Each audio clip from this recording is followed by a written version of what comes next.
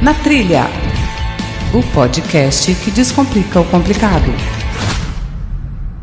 Olá, ouvintes! Sejam bem-vindos ao programa Na Trilha, um programa para falar de atividades, esporte de aventura, turismo e divulgação de saúde, tudo relacionado à natureza. E agora que a gente voltou com a nossa programação normal, com a nossa regularidade desejada, estamos aqui mais uma vez para gravar um episódio para falar de um esporte que me chamou a atenção, de alguns detalhes aqui, a gente vai conversar um pouco mais, e trazendo de volta aqui um apaixonado pela atividade. Mas antes disso, deixa eu me apresentar. Eu sou Renan Cirilo Alves, o @ReCirilo em todas as redes sociais. Sou apresentador e idealizador do programa Na Trilha. Tenho juntamente comigo aqui, para me ajudar a apresentar e trazer esse esporte aqui, Redi Siqueira. Dá o seu alô aí, Redi. Alô, eu sou Redi Siqueira, um montanhista carioca, morando aqui em Porto Alegre, no Rio Grande do Sul. Terras capixabas perderam aí uma lenda do esporte aí, que é o Redi, né? Que morava aqui muitos anos, o Vânio, e logo depois foi embora. Mas diz ele que vai voltar. Foram 14 anos de Espírito Santo, acho que já deu, não? Não sei. Não perdeu o sotaque. Não perdeu, O carioca não, o sotaque carioca, esse não perdeu de jeito nenhum. E retornando com a gente aqui, Vânio Beatriz, por favor, se apresente pra gente. Oi, meu nome é Vânio, eu resido em Curitiba, sou nascido aqui em Curitiba. Eu atuo com turismo de aventura já faz 30 anos, comecei com bungee jumping. Eu iniciei o paraquedismo após isso em 2017. Em seguida fui para o base jumping, que é o salto de paraquedas de locais baixos, em 2019. E 2022 eu iniciei o wingsuit, que é aquele voo com uma asa semelhante a uma asa de morcego. Bacana. O wingsuit, o Vânio, a gente tem um tempão que eu estava buscando alguém para gravar com a gente. E algumas pessoas com quem eu conversei e tentei, não tinha tempo, não dava agenda. E nós temos uma premissa aqui no programa que é o seguinte: a gente vai buscando as pessoas que se destacam de alguma forma como esportista, como atleta, como empresário, e havendo a oportunidade de falar, a gente vai buscando e caminhando até onde a gente tem alcance. E como essa pauta do wingsuit tem tempo que ela estava para gravar e a gente não tem conseguido fazer ela da maneira como a gente gostaria e fazer presencialmente e tal, eu conversando com o Redi, falei vamos gravar de wingsuit? O Vânio é um cara que está praticando aí, que eu sempre vejo nas postagens dele, e eu penso que ele pode colaborar. Te acionei, você aceitou. Então, esclarecendo para nossa audiência aqui, de certa forma, o Vânio está aqui hoje como um apaixonado pelo wingsuit, não é isso, o Vânio? Exatamente, sim, muito. Sou viciado em voar de asa, de wingsuit. É isso. Então, ele não é um especialista, ele não é um instrutor, não sei se você participa de competição, você é campeão de alguma coisa no wingsuit, Vânio? Não, eu vou para satisfação. Existem torneios de quebras de recorde, mas eu ainda não participei de nenhuma tentativa de recorde. Então, e aí é exatamente isso. Nós, eu e Redi, não sabemos nada de wingsuit. A gente pode até pesquisar e etc. Mas o Vânio vai conversar com a gente hoje aqui na condição de praticante. Beleza? Então, você que está assistindo aqui, por acaso é um instrutor, um especialista ou uma autoridade aí no wingsuit, o que a gente for conversar aqui não quer dizer que a gente fecha o assunto. Qualquer ponderação, qualquer colocação é muito bem-vinda. O próprio Vânio vai ficar muito feliz de responder qualquer questionamento ou elaborar e debater o assunto. Né? A ideia é essa, a gente trazer esse assunto aqui e apresentar para o ouvinte do Na Trilha, como uma atividade possível. Sim. Em termos de experiência, Vânio, você falou aí, você começou em 2022, né, o wingsuit. Isso. Ele tem contagens de saltos? Sim, existe a contagem de saltos que é feita numa caderneta chamada Booklog. Inclusive estou com ela aqui do lado, estava conferindo isso. Eu não lembrava quando que eu comecei. E essa caderneta é importante exatamente para isso, para que você tenha medida de tempo O quantitativo é importante para medir a tua experiência, né? Porque às vezes você vai voar de wingsuit com outra pessoa, como a velocidade é muito alta, se você está voando com alguém muito pouco inexperiente, pode ser que em voo você acabe tocando a outra pessoa e esse toque pode ser fatal, é muito alta a velocidade. É mais ou menos como duas motos de alta cilindrada se tocarem enquanto estão andando. Sim. Então, essa experiência conta-se em quantidade de saltos. Sim. Tá. É igual o piloto de avião, né? Que marca a hora de voo, né? Isso, exatamente. É bem isso. E a gente conta mais ou menos isso. Cada salto dá entre 1 minuto e meio a 3 minutos de voo, né? Isso quando você sai de um avião. Agora, quando sai de montanha, daí já é outra contagem, outra história. Eu acho que a gente pode falar disso agora, né, Vânio? Explicando as diferenças das modalidades, né? Existe o wingsuit e o wing base, é isso? Isso, exatamente. A wingsuit, que é o traje que você veste, que é semelhante a uma asa de morcego, ela é a mesma, com pouquíssimas diferenças. Mas são duas vertentes. Uma é o wingsuit para quem vai sair de avião e a outra é o wing base, que é com o mesmo traje, porém você vai sair de um objeto que normalmente é uma montanha. Lógico, tem que ser uma montanha alta, porque quando você sai com a wingsuit, leva um tempo, no mínimo 100 metros para você começar a entrar em voo. Tá? Para mim, tem que ser no mínimo 300 metros para começar a entrar em voo. Então, isso é uma questão da modalidade, do equipamento ou da experiência? Talvez os três, né? Dos três, exatamente. Basicamente do equipamento e da experiência. Tá? Então, tem certos equipamentos que você tem lá. Para ele começar a voar, você precisa de X segundos de queda. Agora, uma pessoa super experiente, ela vai chegar um pouco abaixo do que o recomendável do equipamento diz que você precisa para começar a voar.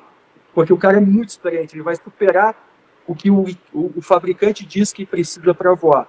O cara pouco experiente vai passar muitos segundos, vai começar a ter queda, ele deveria começar a voar ali em 6 segundos, às vezes em 8 segundos, 10 segundos começa a voar. Só que 8, 10 segundos, quando é de montanha, pode ser que já esteja no chão, já tenha batido, né?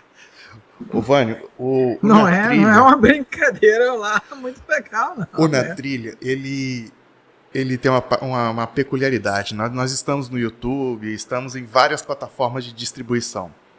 Porém, a nossa maior audiência, nossa maior força é somente em áudio. As pessoas estão só ouvindo. E eu vou dizer assim, que talvez uma das poucas vezes, ou talvez essa seja a primeira vez, que ouvindo um relato de alguma atividade me deu um frio na barriga.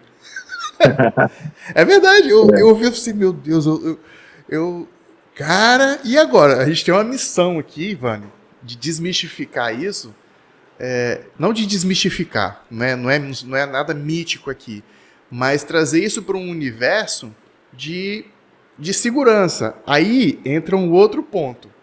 Você colocou pra gente, Renan, antes da gravação começar, é um dos esportes que tem um nível altíssimo aí traz isso pra gente, assim, como é que esse esporte é atrativo tendo esse contexto? Sim, começando pelo final da tua pergunta, como é que ele é atrativo? Exatamente pelo frio na barriga. Ele é muito intenso, né? Então, você se colocar na beira de um precipício, olhar para baixo, você conseguir enxergar a copa das árvores, você se atirar em direção à copa das árvores, simplesmente com o teu corpo, abrir o teu corpo e ter um pedaço de pano que vai te sustentar, deveria te sustentar antes de você se chocar com a copa das árvores. Então você espera, a tua experiência te diz, eu espero que antes de bater lá eu entre em voo e comece a me deslocar horizontalmente na minha queda. E isso é o que traz a satisfação, é indescritível, basicamente isso. E por isso que é um dos esportes, considerado uma das atividades com maior taxa de fatalidade, né? Mas aí que eu posso, antes da pessoa chegar nesse ponto de extrair essa sensação extrema de, eu não sei se é uma sensação de múltiplos Adrenalina, hormônios, né? A busca adrenalina, dopaminérgica ali em altíssimo Isso. nível. Exatamente. Antes de chegar lá, para que você saiba que eu não vou não vou ter o resultado ruim nesse momento, você tem que ter muita experiência antes. Eu posso te falar dos degraus que você tem que chegar até poder chegar lá. Entendi. Então você, na verdade, isso vai fortemente contra o nosso instinto de sobrevivência, né? Você chegar na beira de um penhasco e dizer, vou pular. Muito, totalmente, exatamente. Isso que você falou acontece com todo mundo. Quando a gente está num exit, que é o local de saída para normalmente uma montanha, é um silêncio ali, é um olhando na cara do outro, porque está todo mundo com instinto nesse momento falando. Você vai fazer isso mesmo? Você saiu da tua casa, você subiu essa montanha para se atirar dela, você tem certeza do que você está fazendo? Você informou Todo sua mundo família? ouve. Tua família, você tem filho, você tem tua mulher, você tem tua vida. Você vai botar tudo isso em risco e se jogar desse abismo, você tem certeza? Você passa na... pelo menos os meus colegas com quem eu dividi exit, as saídas, se passa na cabeça de todo mundo, mas ninguém fala nessa hora e ninguém discorda do colega. Se o colega, aliás, e ninguém tenta demonstrar a cara de estou com medo, porque isso é contagiante nesse momento, né? Então, se você, nesse momento, eu já desisti em vários momentos, se você vai desistir, você desiste, vira a cara e sai dali, sai de perto, para não atrapalhar aquele momento dos seus colegas. Agora, na escalada, a gente pode escalar e no meio do caminho dizer, eu já passei por isso também, no meio do caminho você dizer, não vou mais, não dá, hoje não é o dia. Agora, né, quando você está saltando de base, você só tem até saltar para decidir isso, né? Depois que saltou, meu amigo, abraça. E aí, Ivan? Exatamente. E às vezes você está na beira da montanha e está nublado, você está acima das nuvens e você não vê o que tem embaixo.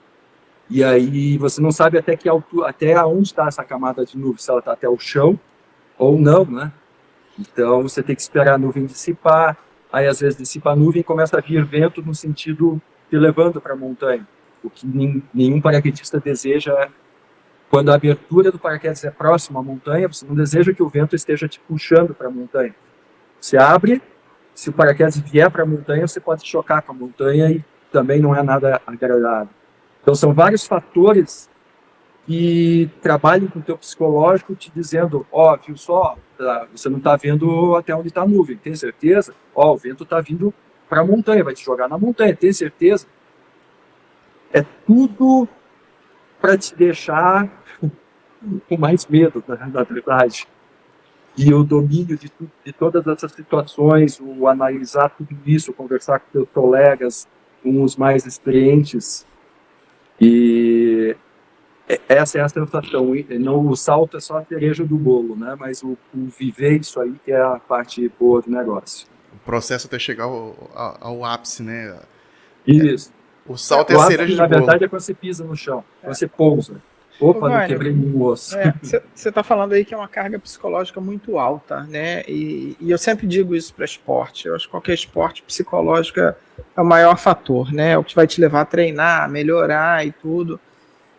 Você faz algum tipo de preparo? Você faz meditação, faz yoga, bebe cerveja, sei lá. Que tipo de preparo para você ter um psicológico adequado para poder estar fazendo esse tipo de coisa? Vânio, passa um pouquinho desses bastidores. O que acontece até acontecer o salto? Eu acho que a gente devia começar do começo, né? Como é que você chega no wingsuit? Você faz paraquedismo antes, né? Como é que é o tipo de instrução que você toma para chegar nisso? Entendi. Importante. Essa pergunta é muito importante e pode salvar vidas. O que acontece? É que muita gente chega, olha o wingsuit e fala, eu quero fazer isso. É bem comum, bem comum. No pessoal da faixa dos 20 anos, é isso que eu quero. E ainda mais com a Red Bull fazendo esses comerciais. Então, primeiro você tem que ser paraquedista. Somente quando você tiver 200, quando você fizer 200 saltos, você faz um teste e vira categoria C. Somente com categoria C que você deveria, aliás, no Brasil para você fazer um curso de wingsuit no local habilitado, adequado, ele exige que você tenha 200 saltos e a categoria C para você iniciar o wingsuit.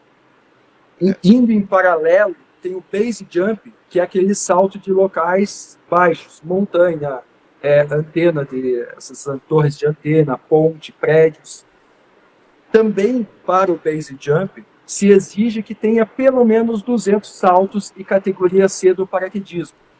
Você pode fazer o base jump com menos saltos? Pode. Muita gente começa o base jump tendo 20 saltos de skydive, que é o salto de avião, né, que é o paraquedismo convencional. Só que essa pessoa se coloca num risco gigante que ela não tem consciência desse risco que ela está correndo. Porque no base jump, no wingsuit, se você sai do objeto, seja avião, seja montanha, seja prédio, e você toma um capote, e não adianta, às vezes, você comandar e teria abrir o teu paraquedas, porque ele vai se enrolar em você, ele vai abrir de forma inadequada, às vezes vai te jogar para o objeto. Outra coisa que a experiência tem que ter é você saber, o pessoal do parapente sabe muito isso, você tem que saber navegar contra o vento, você tem que entender de vento para saber pousar onde você deseja, em segurança. Porque se você pousar em cima de rochas, ou às vezes arborizar, você também vai ter um resultado que pode te levar para o hospital ou até pior. Então, basicamente é isso. Você tem que fazer um curso, chegar a 200 saltos. Chegou a 200 saltos, faz o curso de wing. Se você quer ir para o wing base, que é o salto de wingsuit de montanha, você tem que, nos 200 saltos também, começar um curso de base jump. Em paralelo a isso, o ideal é que você atinja no mínimo mais 200 saltos só de wingsuit, ou seja, você vai ter já 400 saltos no total, sendo 200 de skydive, que é paraquedas normal, mais 200 de wingsuit de avião, para daí, talvez, começar o teu saltos de montanha, que seria o wing base. Nesse sentido aí, podemos considerar que o wing base é a parte mais, digamos assim, mais arriscada? É o topo da pirâmide. Não existe mais arriscado que isso.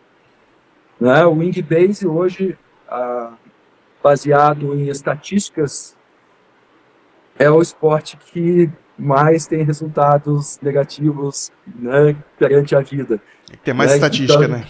Estatística em torno de 4 anos. Então, quando a pessoa inicia o wing base, se ela iniciar o wing base e não sair dessa atividade, desse esporte, permanecer nesse esporte, continuar progredindo, em média, são 4 anos, baseado nas fatalidades que têm ocorrido nos últimos anos. Só pontuando aqui pro ouvinte, a estatística diz que o tempo de vida do atleta de wingsuit é de 4 anos. É isso.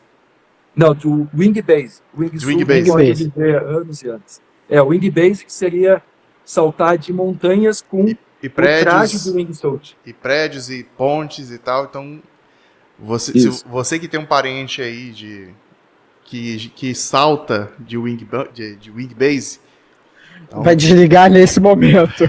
Desliga nesse momento, ou então conta o tempo que ele começou, se passou aí de 2, 3 anos, falou, para, por favor, porque a estatística não te favorece. Vamos ser menos tenebrosos, né, Renato? Porque o objetivo da gente não é esse, né?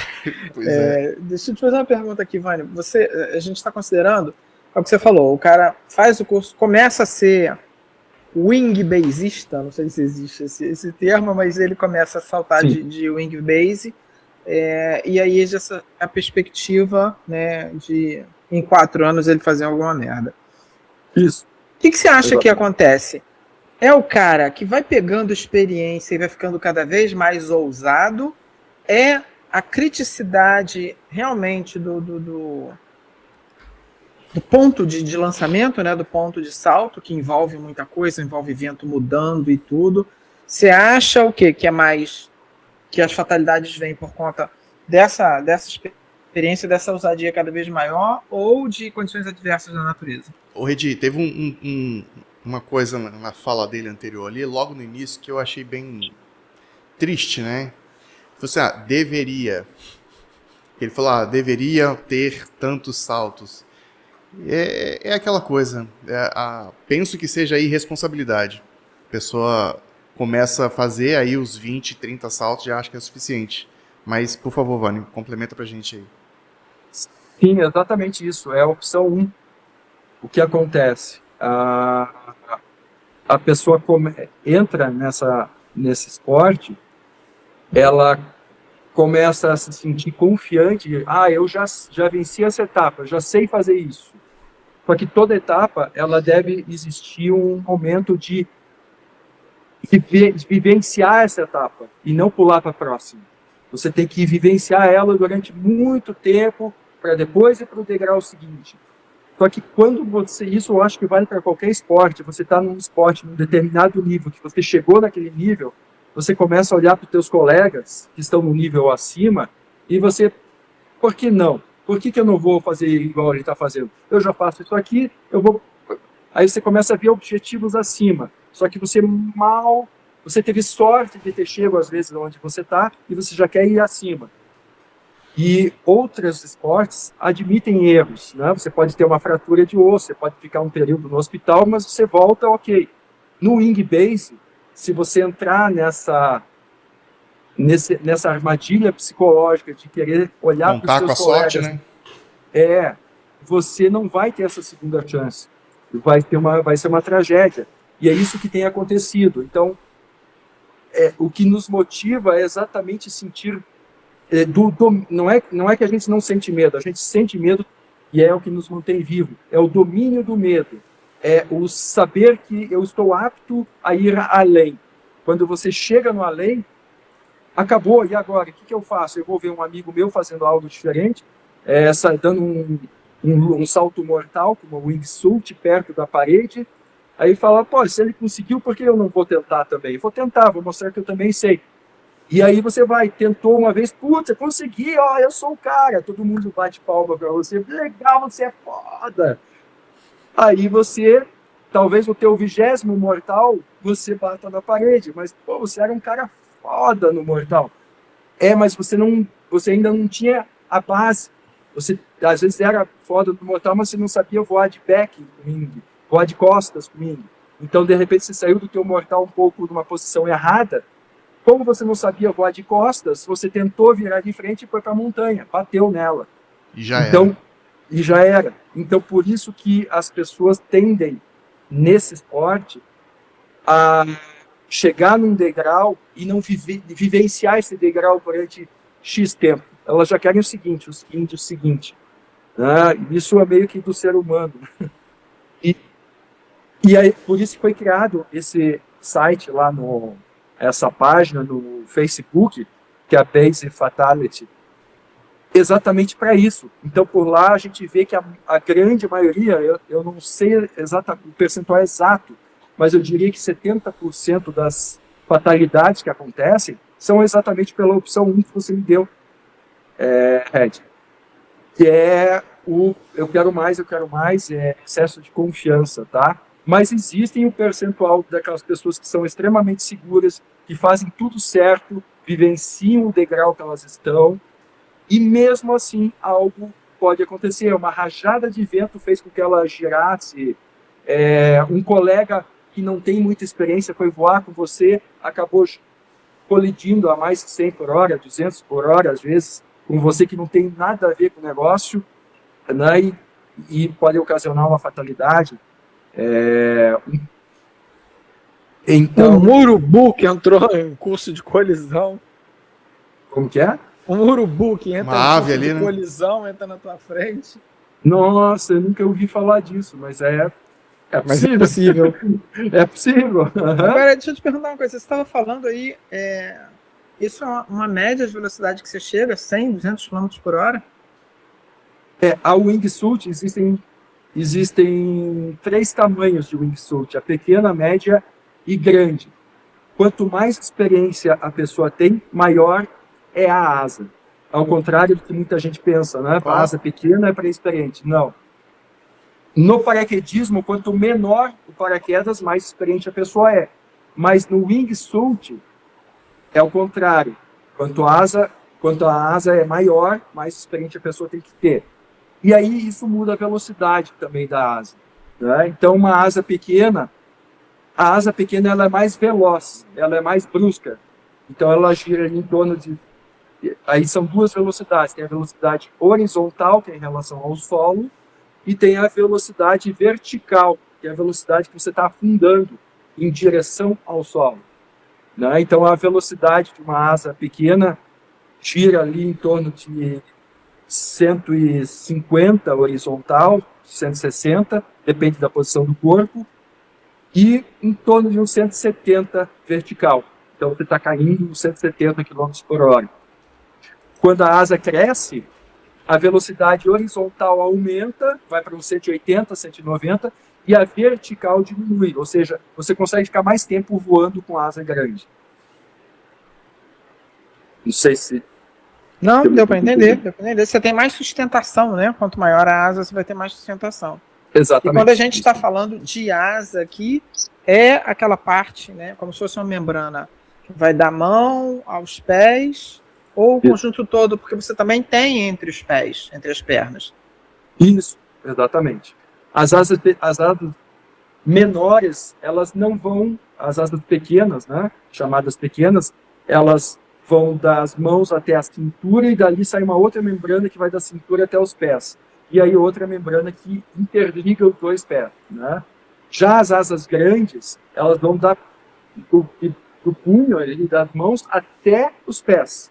Uma membrana só de cada lado, e uma membrana bem mais comprida, que inclusive ultrapassa os pés, ligando os dois pés. Então dá muita sustentação.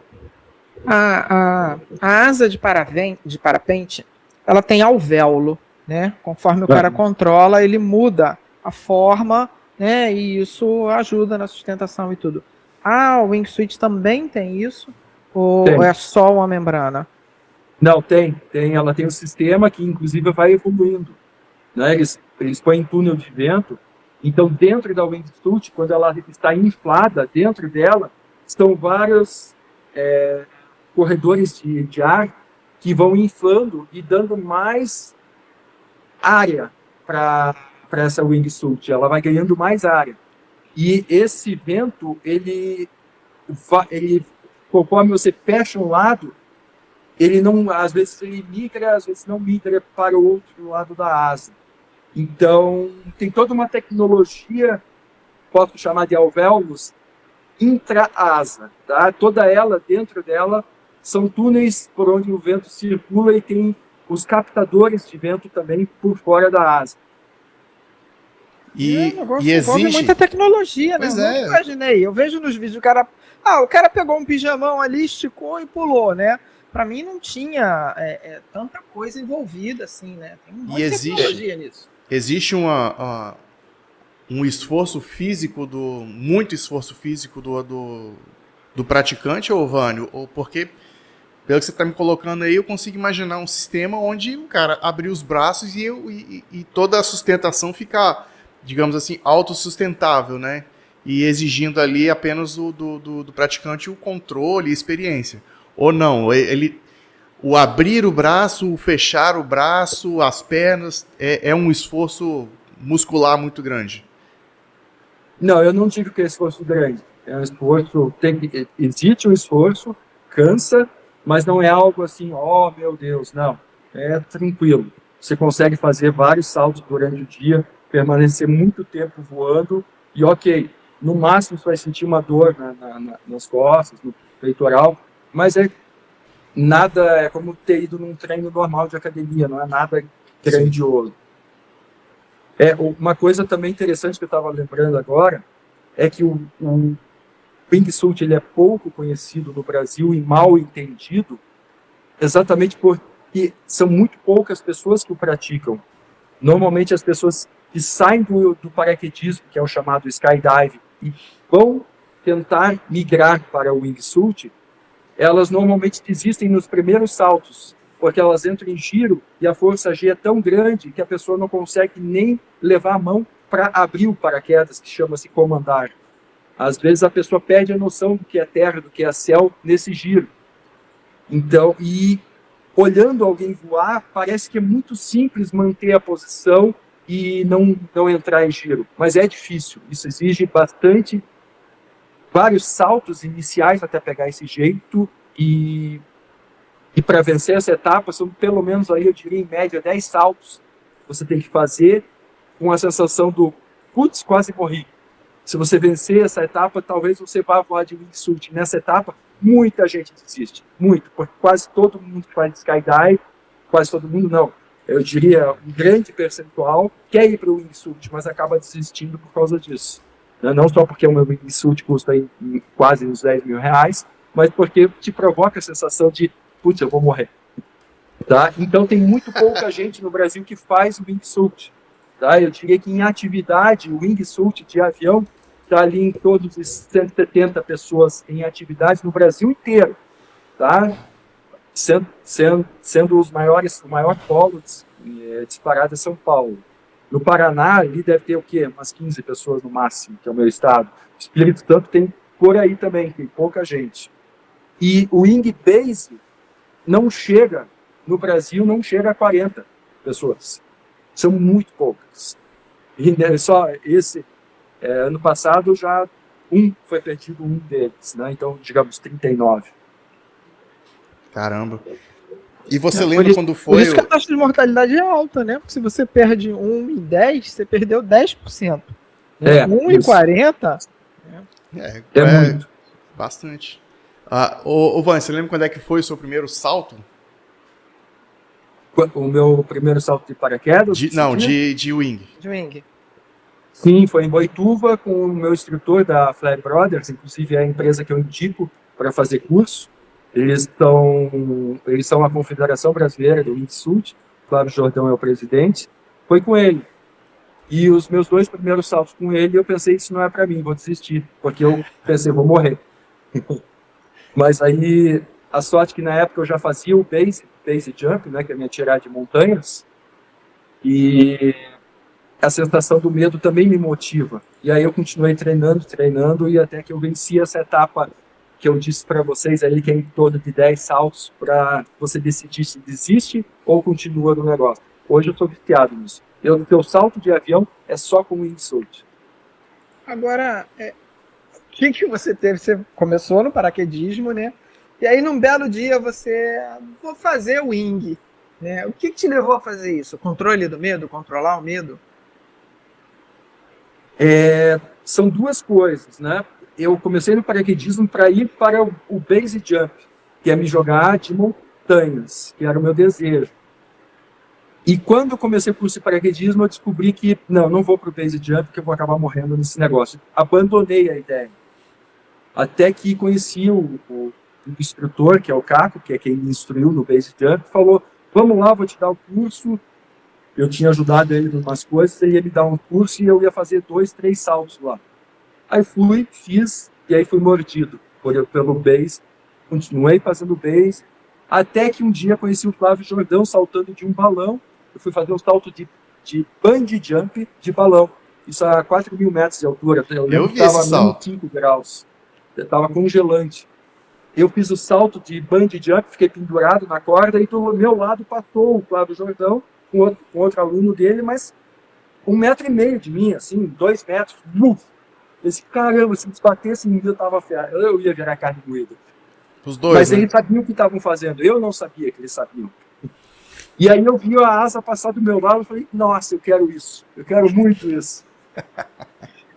E daí o vírus é aerotransportado, né? O cara passou do lado, o vírus já foi para ele.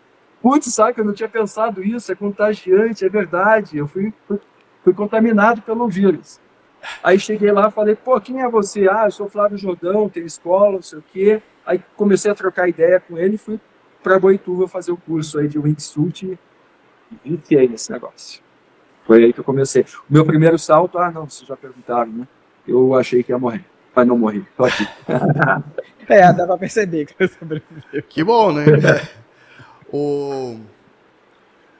Deixa eu ver aqui. Você sabe que só de a gente conversar aqui, eu já tô adrenado. Não para fazer, definitivamente não é para mim. Não, eu tô falando sério, quando ele contou aquele relato lá no início, lá, me deu um frio no barriga, eu falei, cara, eu acho que esse vai ser um daqueles episódios do Na Trilha que a gente vai ter que gravar de novo depois, uma outra vez, porque a galera mais ficou amedrontada que qualquer outra coisa. A gente não tá conseguindo. Sabe o que acontece muito comigo? Eu sou o cara que ele chega na beira da montanha, na beira do precipício, e senta e fica com as perninhas ali balançando, de boaça.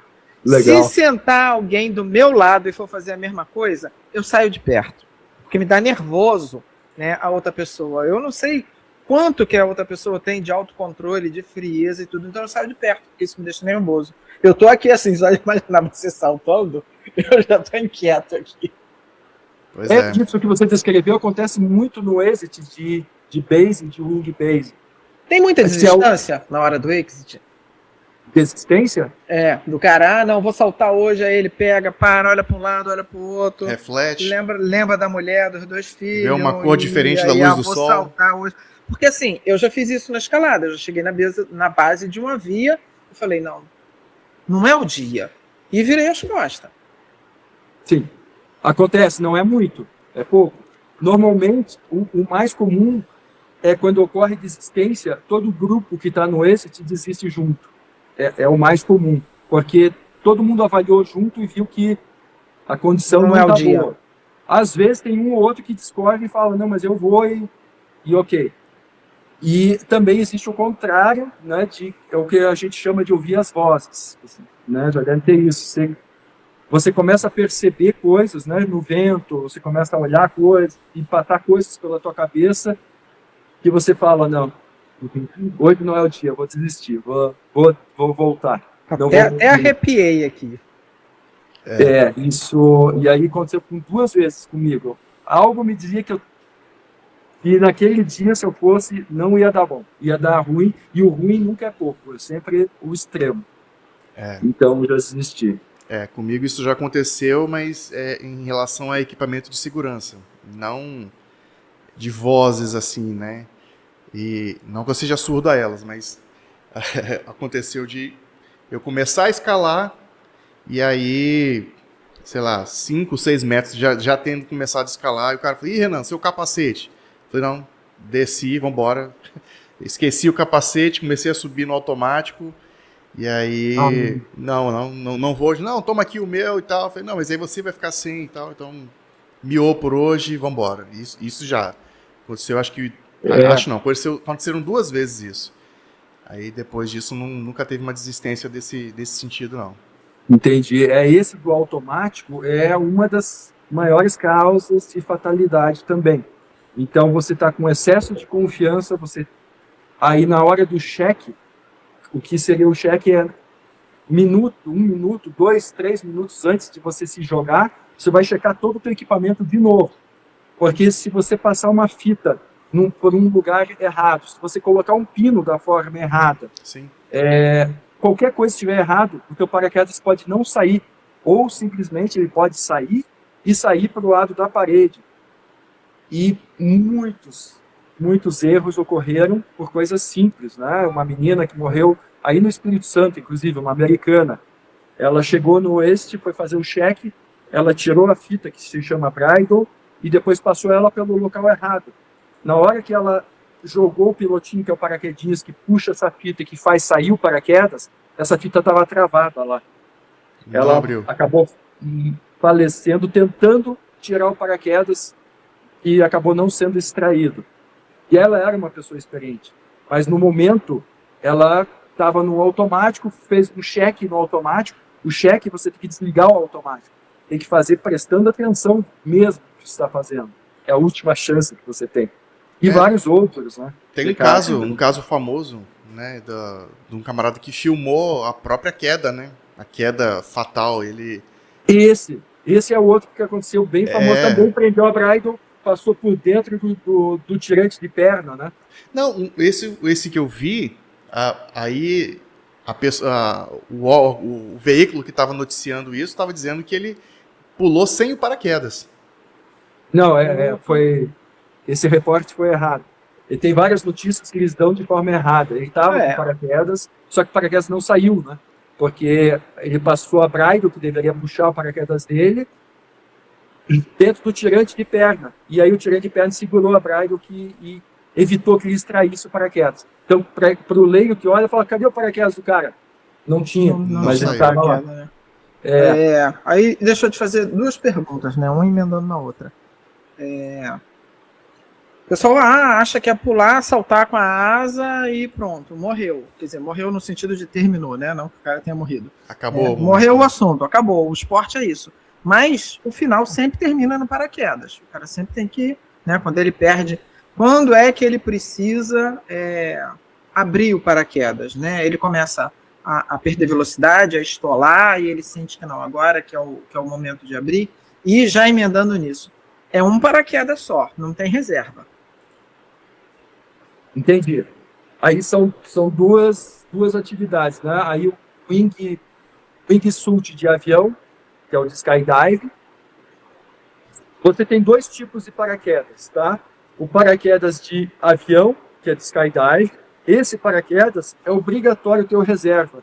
E ele tem um aparelho chamado RSL, que é como se fosse um computadorzinho de bordo, que ele detecta que você ultrapassou uma altura segura e você continua caindo e você não abriu o teu paraquedas ainda. Ele vai abrir para você sozinho.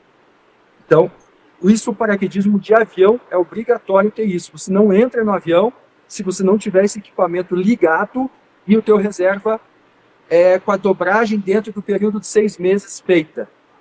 Isso é o mundo do paraquedismo. No mundo do base não existe lei, não existem regras.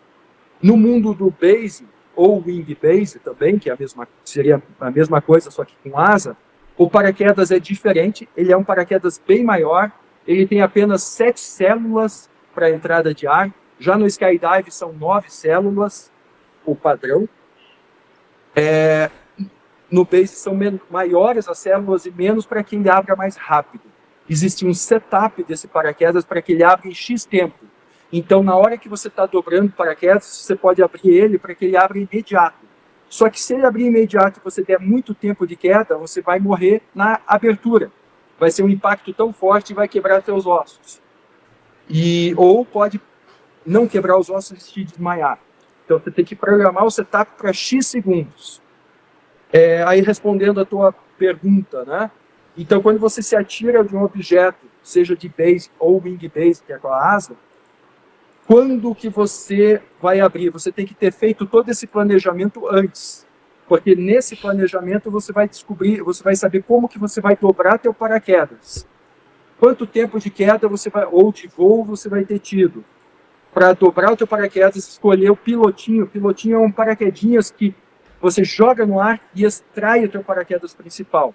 Então, o tamanho desse pilotinho que você vai botar no teu paraquedas também faz parte desse planejamento, desse setup. Se eu quero cair 4 segundos e abrir meu paraquedas, porque o meu chão já está lá, eu vou bater no chão, então eu vou botar um pilotinho gigante para que ele abra mais rápido o meu paraquedas. Aí existe um negócio chamado slider, que é para descer nas linhas, para dar um retardo na abertura. Você tira esse slider para que não tenha retardo, aí você sai da montanha, joga o pilotinho gigante e já vai abrir teu paraquedas. No wing base, você nunca vai abrir rápido. Então você vai ter um pilotinho pequeno e você vai fazer um planejamento para voar no mínimo ali, no mínimo 1 minuto de voo. Então quando que você vai abrir o teu paraquedas? O teu setup de paraquedas é um para voo longo, pilotinho pequeno, e você vai no visual ou no altímetro, que você pode pôr sonoro no ouvido, que diz, eu quero abrir meu paraquedas a 300 metros do chão, ou a 100 metros do chão. Até tem um vídeo circulando do cara que passa bem rente ao solo, faz um flare, que é aquela, como se fosse um freio de wingsuit, e comanda o paraquedas. Ali ele abriu a mais ou menos uns 45, 50 metros do chão. Isso ali é quase um suicídio. Mas o recomendável no wing base é que você abra o paraquedas a pelo menos uns 100, 150 metros do chão, porque se você tomar uma pane, qualquer coisa der errado, você tem tempo de corrigir aquilo. E se de repente no local que você abriu o teu paraquedas, o vento não te der penetração de onde você quer pousar, você tem planos alternativos de pouso, mas você decide aonde você vai abrir antes de você se jogar. Então, assim, pelo que eu estou entendendo, a própria dobradura do paraquedas influencia nisso, né? Como Sim. você configura ele, aí você pode escolher se vai botar um piloto maior ou menor, isso é intercambiável. Isso. E a tomada de decisão errada nisso, a falta de planejamento disso, já ocasionou mortes várias vezes. Caraca, então, na verdade, saltar vem bem antes de saltar, né? Isso. Com certeza. Por isso que muita gente acha que é simplesmente ir lá se jogar. Inclusive, e foi em 2018, o brasileiro fez um curso de paraquedismo, ele não se formou em Boituva, parece que para se formar tem que fazer 7 saltos, e tem que passar nessas 7 etapas. Se você reprovar qualquer uma delas, tem que refazer de novo. O cara, eu acho que foi até a 5ª, 6ª etapa, comprou um paraquedas, comprou uma wingsuit, ele comprou um paraquedas que é para saltar de avião, não para saltar de montanha, que é o paraquedas de avião é totalmente diferente. Ele demora muito para abrir o de avião, porque você tem altura para abrir. O de montanha não, ele abre rápido. O cara comprou o paraquedas errado, comprou o wingsuit para quem já é especialista, Um comprou grande, o né? wingsuit maior que tinha, não sei como que ele conseguiu comprar. Foi para a Itália, se eu não me engano foi no Monte Brento que ele fez esse salto.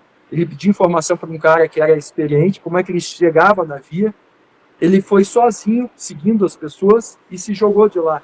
Se jogou com paraquedas skydive, com a asa que ele nunca tinha voado na vida, ele achou que era igual desenho animado, só se jogar, abrir o braço, Só vai e pronto. e foi para a pedra, né? Virou Estatística. massa de tomate. Caramba. Ô Vânio, você colocou aí que em alguns momentos você já evitou de pular, né? Não é desistir, talvez, a palavra, mas você já não vou pular. Em alguma dessas vezes que você não pulou, ou já aconteceu por conta de terceiros, né? Acho que a pergunta era essa, mas já aconteceu de você não querer pular por conta de alguém? Ah, esse cara tá muito inexperiente, ou esse cara pode me atrapalhar, e já passou por alguma situação parecida, ou já viu alguma situação parecida? Não aconteceu ainda por inexperiência do outro ou pela decisão do outro. Mas já aconteceu de eu ser o cara que desistiu e eu ficar com medo de ter desistido e o outro tomar uma decisão baseada na minha decisão. Inclusive, um amigo meu que faleceu agora, em dezembro, fazendo isso. Eu estava com ele, era lá na Chapada Diamantina, para saltar do Cachoeirão, que tem lá uma cachoeira. Ela não é muito alta, se eu não me engano, acho que dava 60, 50 e 60. Era baixa, ela não era muito alta. E estava muito vento, muito vento. Pro base jump, o vento tem que ser suave, não pode ter vento. E estava vento assim, as árvores estavam deitando. E nós tínhamos feito uma trilha gigante para chegar lá. Eu estava cansado e também a gente foi... Melhor a gente descer voando, né? De se jogar de lá. E aí eu falei, não vou, porque eu ouvi as vozes, eu falei, e lá embaixo era pedra. Se você não conseguisse pousar dentro da água, que é um laguinho pequeno, você ia fraturar uma perna, e como é que o resgate ia chegar lá? Não tem como chegar resgate. Provavelmente você ia morrer antes do resgate chegar. Aí eu falei, não, eu não vou. E ele, eu vou. Só que aí ele mudou, porque nós iríamos sair da montanha e já ia abrir o paraquedas para dar tempo de escolher o pouso.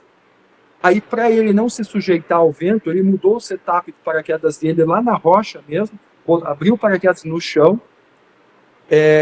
ele botou o slider para dar mais retardo, e o setup dele ficou sendo, ele ia se jogar, quando ele estivesse bem próximo da água, ele ia abrir. Então, ele ia ganhar mais velocidade de queda e mais estabilidade na abertura. E ia ter mais certeza que está abrindo perto da água. Só que essa é uma decisão, na minha opinião, sim, não é para mim. Eu não sei se a palavra é loucura, mas ele tinha muito mais experiência que eu. E você ainda não tinha a jornada para tomar aquela decisão, né? Exatamente. Eu falei, sem certeza que vai, vou, e ele foi. Ele abriu quase que ele bateu na pedra, o vento jogou ele na pedra, ele passou assim, né, lambendo a pedra. e conseguiu pousar certinho na água, deu tudo certo. Mas aí eu pensei, eu não teria essa sorte. E então e houve vezes também que eu cheguei também, porque aí uma vez eu estava sozinho, não se deve saltar sozinho, mas eu não tinha ninguém para trocar ideia, estava muito vento, aí eu pensei, não, esse vento vai me trazer para a montanha desistir. O que é uma condição ideal para você voar, para você saltar? Porque assim, no máximo 15 por hora, ventos. Tá, e de temperatura, porque parece, não sou especialista, mas me parece que um dia frio é melhor para o pessoal do paraglider, porque tem formação de térmica, né? Fica mais fácil de definir as térmicas e tudo, né? E claro, visibilidade boa, né? Funciona do mesmo jeito, vocês dependem de térmica ou não? Não depende. Não depende.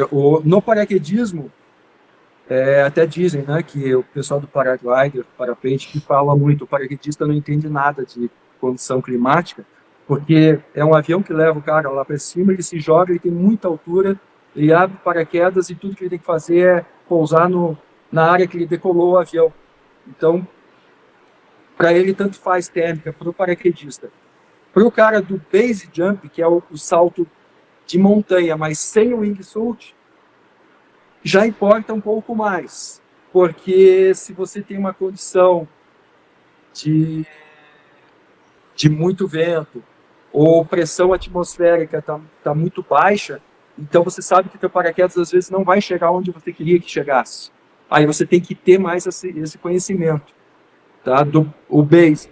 E o wing base mais ainda, porque por onde você está voando com a tua wing, às vezes você está passando por vales onde a condição de vento pode pegar vento rotor, um vento que te faz girar o wing e você perder a altura e você não conseguiu ultrapassar o obstáculo que você planejava passar lá na frente. Tá? Você ia passar 100 metros do obstáculo. Você tomou um pacote porque tomou um vento rotor. Agora, se você chegar no obstáculo, você vai chegar batendo no chão. Então, isso vai te obrigar a uma abertura prematura. Você vai ter que abrir antes de chegar lá. Senão, você não vai bater no chão. Né? Então, o wingsuit tem que ter todo esse conhecimento e influencia muito, sim. Para o wingsuit, wing base apenas. De wingsuit, você já tomou algum capote, Vani? Vários. Não. Vários? Principalmente, mas aí de wingsuit de avião. Né? Inclusive, é desejável. Lógico, os capotes que eu tomei não foram desejáveis, a grande maioria, porque eu estava aprendendo. Se espera, né? Aí já tomei, quando comecei a fazer salto de balão para treinar para wing base, você tem que treinar as saídas. E como eu disse, muitas fatalidades aconteceram na saída da montanha. Se você sai e toma um capote, não tem o que fazer às vezes. Vai depender de muita experiência. Então, eu fui treinar no balão, que é mais alto, e se fosse montanha, eu teria morrido. Então, eu já tomei vários capotes de balão, aí você tem que aprender a ter a calma de controlar a asa e voltar a voar. E aí você considera como, não, você faz um obstáculo imaginário. Aqui é a montanha, eu saí do balão na direção oposta. E você imagina, putz, eu capotei e fui na direção que era a montanha. Balão, né? Eu teria batido se fosse a montanha. Então, eu tenho que fazer muitos saltos de balão. Eu diria, no mínimo, uns 100 saltos de balão, simulando uma montanha para depois ir para a montanha de forma mais segura. Nem todo mundo faz isso. Quase ninguém faz. E essa prática e essa segurança, você viu alguém fazendo? Você teve essa ideia? Ou não? A pergunta é, você vê mais pessoas fazendo esses tipos de salto de balão também? Sim, infelizmente, tem o meu amigo Mike, que mora aqui em Curitiba, todo o treinamento dele foi feito em balão. Hoje ele salta de montanhas. Inclusive, a Pedra do Cabrito, aí no Espírito Santo, é a predileta dele. E eu tenho treinado com ele, e ele fez toda a progressão dele antes de ir para a montanha, toda em balão. Mas é recomendável, né? Isso é a nível mundial. Antes de você ir para a montanha, tem que saltar de objetos bem altos. E o balão é o ideal, é o mais semelhante a uma montanha, com segurança. Previsão de vir para o Espírito Santo? Sim, eu quero ir esse ano. Esse ano, todo ano eu vou aí para o Espírito Santo, fico pelo menos uma semana me jogando aí da. É Castelo o nome da Castelo. cidade, né? Tem Castelo e tem Baixo Guandu também, né? Baixo Guandu Guandu eu é sei só, que tem para, é voo só lá. parapente. É. Não, é só Castelo. E tem o É. Itarana também, que é no Espírito Santo, que é um local escola pra gente. Tem lá. Itarana eu não conheço. 5 Pontões, não é? 5 Pontões? Acho que é próximo, acho que é.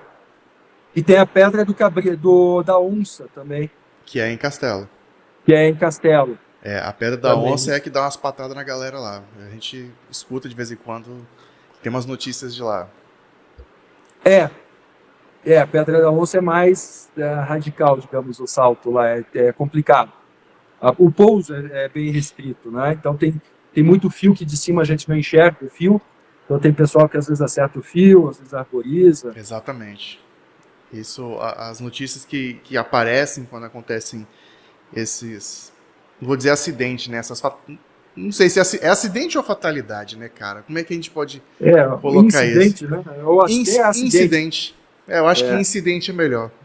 Quando acontecem essas situações, geralmente é com fio. E é da Pedra da Onça que acontecem esses saltos. Agora, Vânio, a gente já partindo encaminhando aqui para o encerramento, que a gente possa, de alguma forma, trazer para o nosso ouvinte a responsabilidade, né, de praticar essas atividades. De novo, né, só para quem, de repente, eu acho que isso não vai acontecer, mas para quem está assistindo com alguém no YouTube que chegou depois, pegou a conversa no meio, parecendo uma rádio, sabe? O Vânio, ele é um amante das atividades que envolvem saltos, né, e paraquedas e tal. Ele não está aqui na posição de especialista, né, ele é um amante dessa prática, e sendo um brother nosso, um parceiro nosso, é a pessoa que a gente chamou para estar conversando aqui hoje sobre wingsuit. E mais nada descredibiliza ele a traçar, ou pelo menos mostrar para a gente um caminho, para a gente ter essa prática aí como algo responsável. Então, Vânio, eu ouvi aqui o programa, estou ouvindo aqui o programa na trilha e quero começar os preparativos para ser um atleta de wingsuit, começar a entrar ali nessa vertente. Onde e como eu posso começar? E aí tudo bem, você pode citar aí uns parceiros, né? Você já falou lá do seu brother que também forma, né?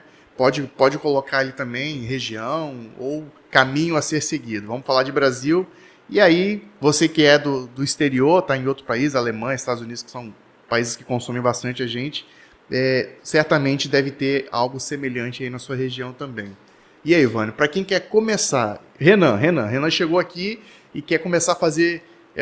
Eu tenho como a meta o wingsuit. O que eu primeiro devo fazer?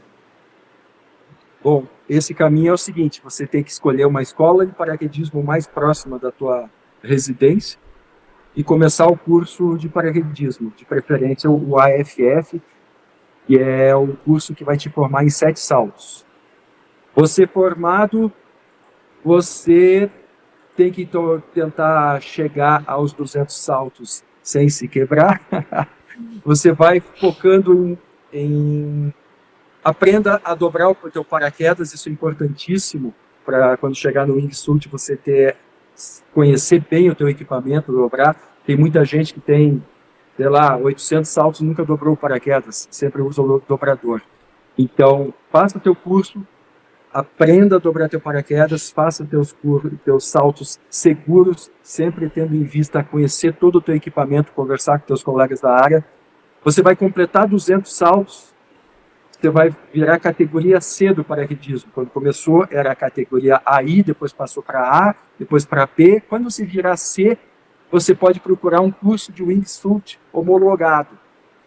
Tente não fazer com o teu colega que não tem muita experiência. É bom procurar alguém que tenha ali no mínimo 1000 saltos de wingsuit de experiência para poder te dar instrução e não te levar para o caminho errado, ou o caminho de cortar etapas. Faça o curso de wingsuit, aceite pular etapas comece com a asa pequena, fique um bom tempo nessa asa pequena até pegar bastante experiência com ela e depois vai para a asa grande. A partir da asa grande é o momento de curtir. Então, quando no skydive, no paraquedismo normal, você tinha ali 40, 45 segundos de queda, no wingsuit você chega a 3 minutos voando. Você pode sair numa cidade, percorrer até a cidade vizinha, vendo o chão passar abaixo, onde você se torna realmente um avião. Você está voando o teu corpo no wingsuit. Então, para chegar lá, vá com calma e siga essas etapas. Muito bom. Redi, algum comentário? Não, perfeito. Vou tomar um chá aqui para me acalmar. E Vânia, a gente consegue falar um pouco de preço disso? De custo? Sim. Curso de paraquedismo gira em torno de R$7.000 para completar esses 7 saltos. 7 Se saltos. você, se não reprovar nenhum salto. Tá. Né? Se reprovar, e depende do nível, cada salto é chamado um nível 1, 2, 3. Dependendo do nível, você vai ter que pagar de novo aquele nível Tá. para refazê-lo. Tá? Um paraquedas, hoje em dia, usado, você compra por R$20.000, um paraquedas de avião de skydive, que é aquele que tem o reserva, que tem o computador de bordo, em torno de R$20.000. Novo, 50 mil, caro pra caramba. Eu tenho usado. Aí, quando você chegar no curso de wingsuit, aí varia. O curso de wingsuit, você tem que pagar a vaga do avião do teu instrutor e tem que pagar o coaching do teu instrutor. Gira em torno de 2.500 a 3.000 o curso de wingsuit. Uma wingsuit, uma asa de wingsuit, o traje do wingsuit, gira em torno de 7 a 10 mil reais, depende da asa que você comprar. Você pode comprar usada por 4 mil, 5 mil, só que a wingsuit é muito pessoal, ela é muito ajustável ao teu corpo. Se eu comprar, Então é difícil você eu tenho achar. 1,90 m. Eu acho que o Redi, que tem 1,70 m e poucos, né, Redi? 1,70 m. 1,70 m. Acho que não vai ficar muito confortável nele. Vai parecer mais uma lona de circo quase, né? Isso, e se ela ficar pequena ou grande, ela já te põe em perigo. Você já não vai conseguir controlar ela direito. E isso é confeccionado sob medida também? Ou você vê os tamanhos ali e pega um para você? Tem os tamanhos padrões ali? Os fabricantes, você pode fazer pedido pelo site. O fabricante que eu compro é a Screw, que é nos Estados Unidos. Eles pedem 30, no caso desse fabricante, ele pede 32 medidas do teu corpo. Ele te dá um roteiro, você tem que ir medindo 32 lugares do teu corpo, inclusive o teu paraquedas, porque o paraquedas normal, você encaixa ele no wingsuit. E ele tem punhos de desconexão e de reserva que tem que se ajustar exatamente naquela wingsuit. Então você tem que passar todas essas medidas e o fabricante vai fabricar exatamente naquelas medidas. Ah, mas se eu quiser emprestar para um amigo que é parecido, alguma coisa vai ficar meio fora. Mas esse alguma coisa não pode ser muita coisa, tem que ser pouquinha coisa. Entendi. Eu lembro que teve um vídeo que eu já vi também, de wingsuit, acho que é lá na Europa, o cara descendo uma montanha lá gigantesca, no meio das árvores e tal, planando, e no final ele termina numa cidade. Não consigo lembrar de onde que é agora, não sei se você sabe, Vânia, mas, cara, é bastante tempo. Bastante tempo. Que a pessoa vai descendo ali muito tempo, mesmo. Depois se eu achar, eu ponho aqui na postagem do programa. Mas desde aquela época, desde que eu vi esse primeiro vídeo aí, cara, eu falei, putz, esse esporte aí é algo bem bacana. E não era paraquedas, não, era wingsuit mesmo. Dois, um do lado do outro, descendo. E eu imagino que devia ter um terceiro atrás para filmar aquilo tudo, né? Sim, isso. É o wing base aí nesse caso, né? Porque se é de montanha, eles estão usando o paraquedas de base jump, que é aquele paraquedas de 7 células para abrir rápido, porque eles vão estar perto do chão, e eles estão usando um wingsuit gigante, aquelas bem grandes, para poder voar bastante. E mais longe, né? Mais longe.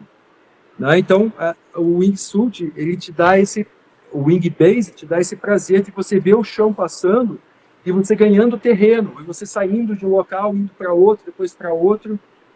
No wingsuit de avião, você consegue ter mais ou menos essa sensação, vendo a cidade embaixo passando, e você vendo nuvens à tua frente. Você chega, você fala, eu vou naquela nuvem. E você vai até a nuvem, você consegue passar a nuvem ou voar no proximity dela. Proximity seria, eu estou voando na borda da nuvem. E você consegue contornar a nuvem. E quando você está com o teu colega junto, é legal, porque os dois estão voando juntos e na proximidade da nuvem. Daqui a pouco um some na nuvem, sai. Então você percebe a tua velocidade através do ganho de distância que você tem das nuvens que estavam distantes, e você daqui a pouco ela está do teu lado. E você está voando massa. através dela. Dá para se comunicar durante a descida dessa? Então, Um não dá. parceiro. Existe um comunicador que tem muita gente que já está usando, que você põe no capacete e consegue falar. Mas eu não sei se eu sou Tudo muito antiquado. rápido, né? Não Eu dá acho nem que na hora tempo, de... né? Não é nem por isso. É porque nesse momento é engraçado, mas a gente se comunica quase que telepaticamente. A gente consegue, pelo capacete, um olhar o olhar do outro, e você consegue... É como se os corpos virassem um só, sabe? Quando você está com os colegas, todo mundo vira um só. Então você está numa formação, sempre tem quem está puxando a formação. E o resto é como se fossem objetos daquele primeiro. Então está todo mundo integrado. Uma E continuidade, nessa né? hora, a gente nem se passa na cabeça falar. O máximo é é só isso, sabe? E aí, às vezes, o sinal de cabeça, o sinal de mão, você já sabe o que a pessoa quer dizer.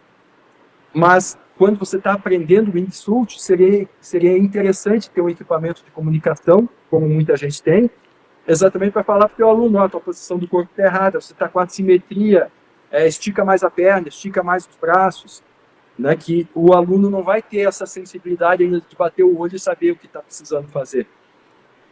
Mas é isso, é demais. Quem sabe você vai fazer o wingsuit um dia aí, ó. Assim, Não, olha, eu diria pra você que vontade eu tenho. Mas minha mãe sempre disse pra mim, vontade é coisa que dá e passa. Você sabe que eu sou autista. Eu sou diagnosticado como autista. E o wingsuit virou meu hiperfoco. Então, tudo que tem de wingsuit e base jump, eu estudo tudo na minúcia, principalmente equipamento. Eu tento entender tudo do equipamento, tudo que tem que ser feito no equipamento, forma de dobragem, os detalhes de tudo, para que quando eu esteja no exit, que é o ponto de saída, eu saiba que tudo que eu tinha para fazer, eu fiz. E se alguma coisa der errado, eles vão olhar lá para o meu pedaço e vão falar, putz, o cara fez tudo que tinha para fazer, foi uma fatalidade mesmo, né? Era o dia dele. entendi. Olha, eu posso dizer, Vânio, que o esporte, ele é, digamos assim, ele é amedrontador, mas essa paixão com que você fala, cara, nos estimula, né? Puxa, que bacana, que sensação, né? E eu quero te dar os parabéns nesse sentido mesmo, porque você conseguiu transmitir, pelo menos para mim, com muito cuidado,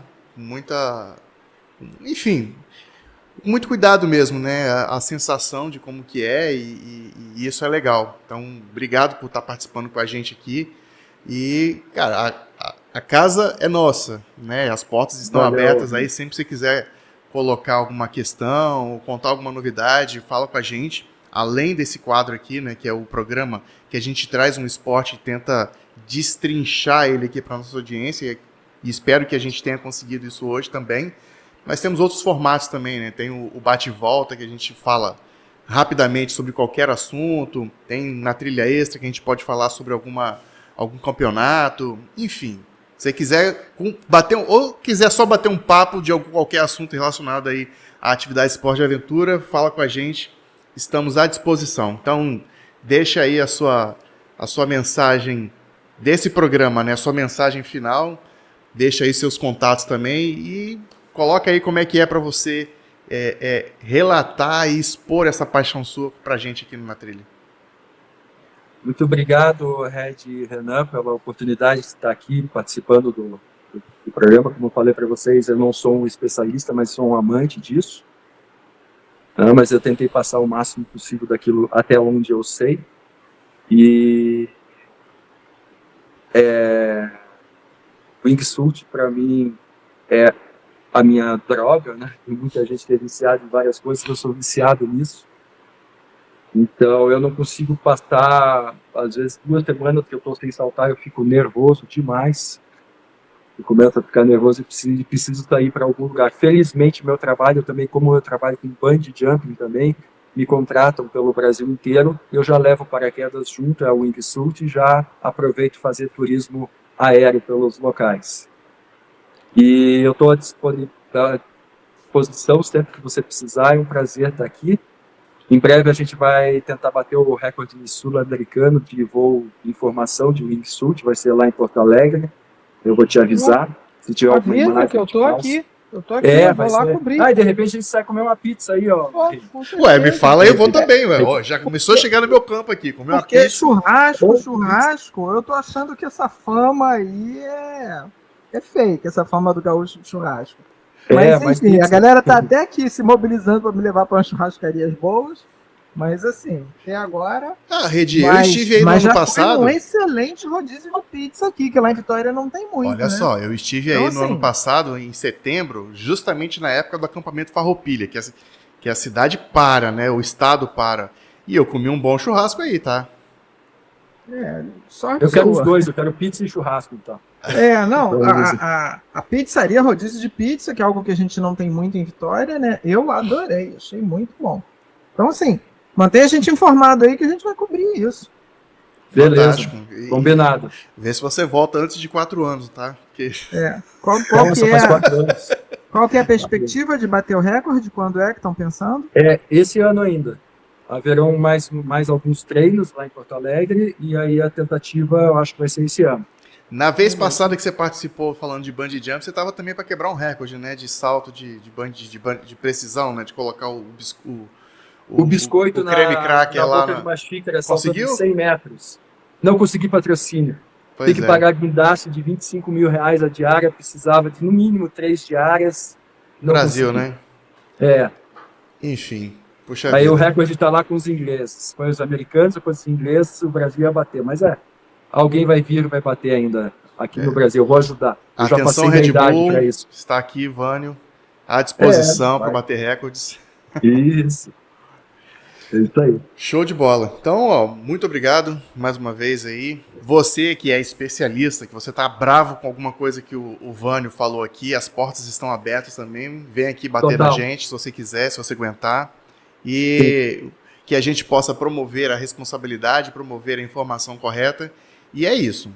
As portas estão abertas, o canal está disponível para a gente conversar, debater e, principalmente, levar informação para nossa audiência.